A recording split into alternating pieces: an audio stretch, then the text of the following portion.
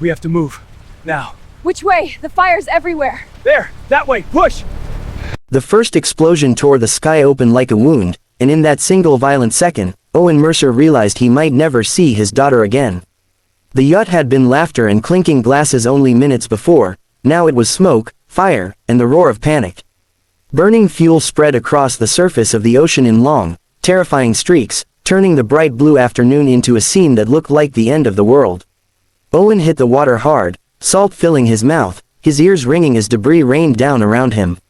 When he surfaced, coughing and disoriented, he saw her, his boss, struggling in the waves, her white blazer soaked and clinging to her frame, her eyes wide not with fear for herself, but with something far deeper.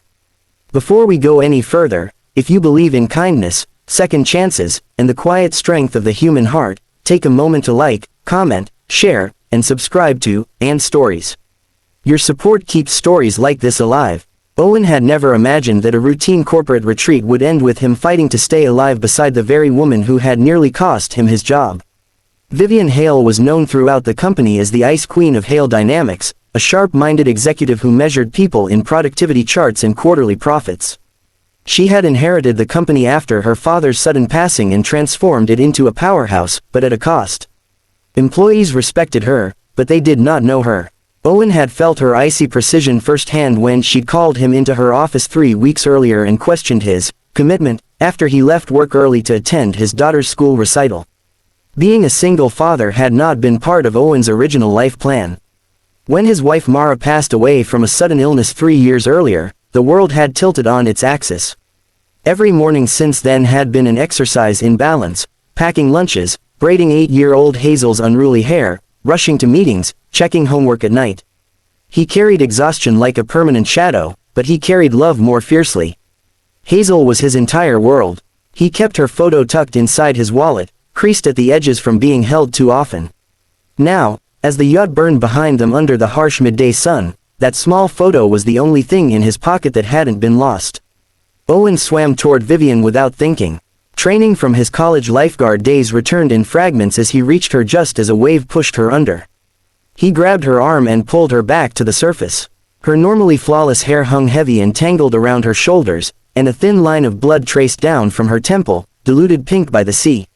She looked smaller somehow, less formidable, as if the ocean had stripped away her boardroom armor.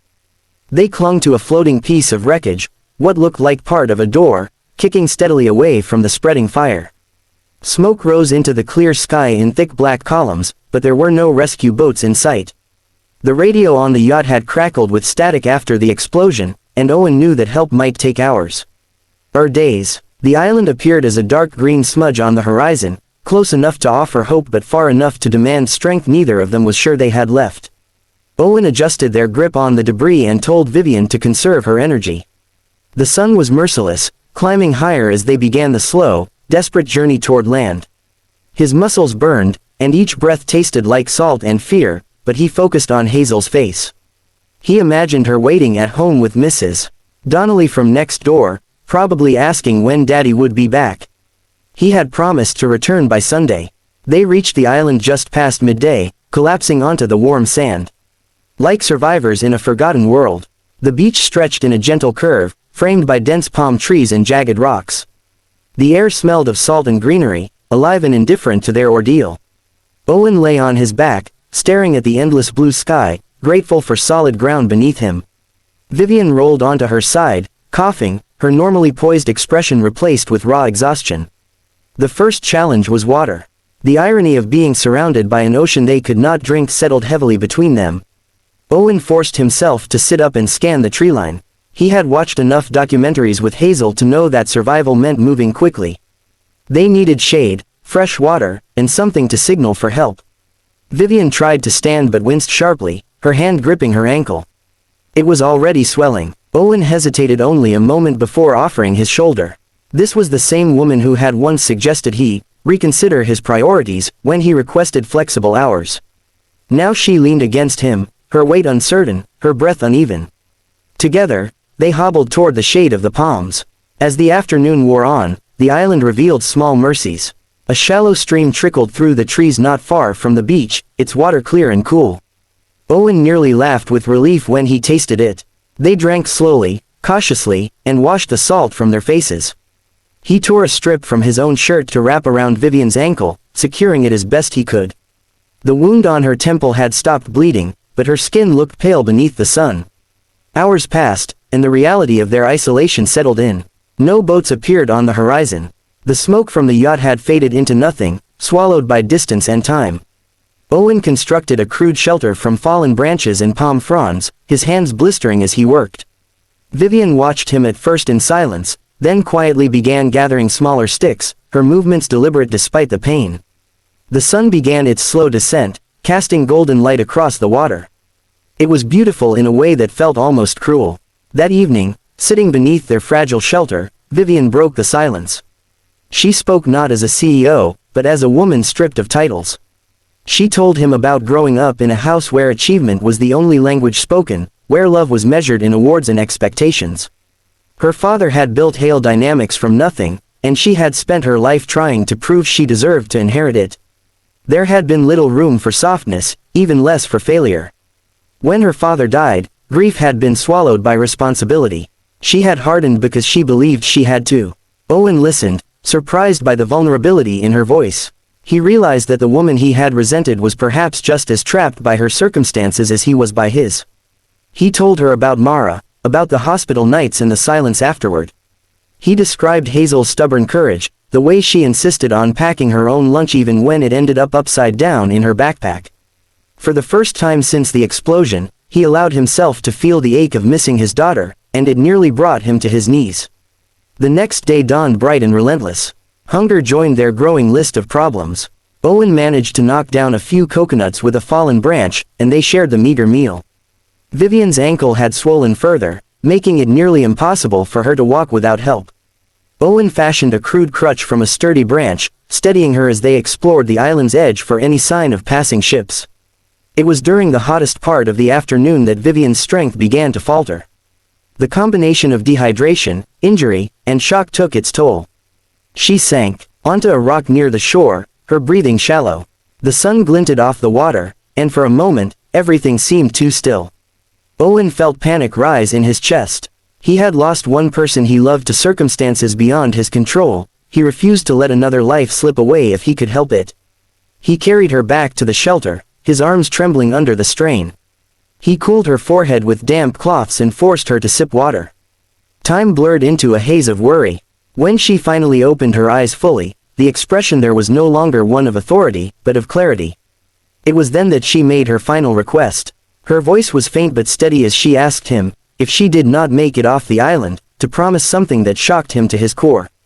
She asked him to take control of Hale Dynamics, not as a temporary manager, but as its leader. She said she had watched him for months, not just as an employee, but as a father, as a man who chose integrity over ambition when the two collided. She confessed that she had envied his ability to love something more than success. The company needed someone who understood people, not just profit margins. She had been too afraid to admit that before.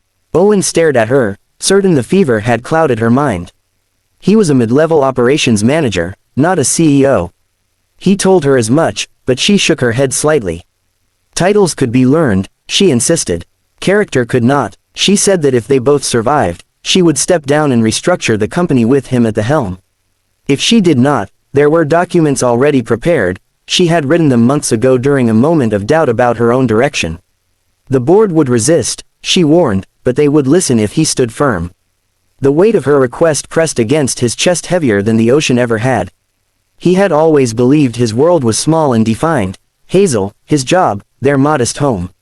The idea of leading a corporation felt impossible, almost absurd. Yet as he looked at Vivian, vulnerable, human, and honest, he understood that this was not about power. It was about change. Late that afternoon, as if summoned by hope itself, a distant hum broke the stillness. Owen ran to the shoreline, squinting against the sun. A small Coast Guard vessel cut across the water, its white hull unmistakable.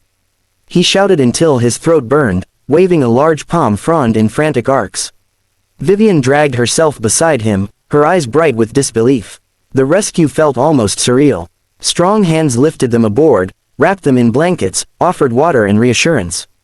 As the island shrank behind them, Owen felt something shift inside him. He had arrived there as an employee resentful of his boss. He was leaving with a promise that could redefine both their lives. In the months that followed, the story of the explosion became a footnote in business headlines, but the real transformation happened quietly. Vivian kept her word. She publicly announced her decision to step back and named Owen as her successor, shocking investors and analysts alike. There were meetings filled with skepticism, whispers about favoritism and emotional decision-making. But Owen approached the role the same way he approached fatherhood, with patience, humility, and fierce determination. He introduced flexible work policies for parents, expanded health benefits, and created mentorship programs that valued empathy as much as efficiency. Productivity did not suffer, it flourished. Employees who had once feared the executive floor began to feel seen. Vivian remained involved as an advisor, her once rigid demeanor softened by perspective. She often visited Hazel, bringing books and listening as the little girl animatedly described her school projects. One evening, nearly a year after the island, Owen stood in his office overlooking the city skyline. Hazel's latest drawing, a bright crayon depiction of him in a suit with a cape, was taped proudly to his desk. He realized that the island had not just tested his strength, it had expanded his understanding of what he was capable of. Vivian's final request had not been about corporate control. It had been about trust and redemption. If this story has touched your heart even a little, take a moment to like, share, and comment below. Your engagement helps spread messages of hope and second chances to others who may need them today. And before we end, here is a special request. If you have ever been given a second chance in life, or if someone believed in you when you doubted yourself, comment, "I believe in second chances," below. Owen often thought back to the moment in the water when fire met sky and everything seemed lost. In that chaos, two lives collided not as boss and employee, but as human beings stripped of pretense. Sometimes it takes an island, an explosion, and the fear of losing everything to reveal what truly matters. And sometimes, the most shocking request is the one that leads you exactly where you were meant to be.